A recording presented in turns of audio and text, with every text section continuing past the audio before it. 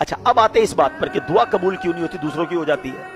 اللہ کے حبیب علیہ السلام فرماتے جب کوئی فاسق، حدیث کا مضمون، جب کوئی فاسق، فاجر، کافر اللہ سے دعا مانگتا ہے تو اللہ فرشتوں سے فرماتا ہے اس کا کام جلدی کر دو، مجھے اس کا مانگنا پسند نہیں آ رہا، اس کی آواز پسند نہیں ہے، اس کا پکارنا پسند نہیں ہے.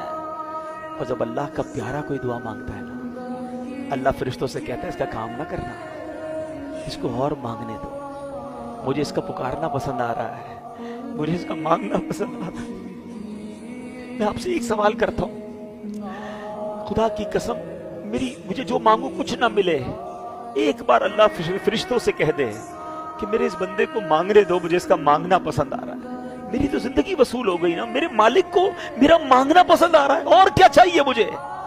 تو پلیز جلدی نہ مچایا کرو، اگر دیر ہو رہی ہے تو وہ تمہارے لیے بہتر ہے.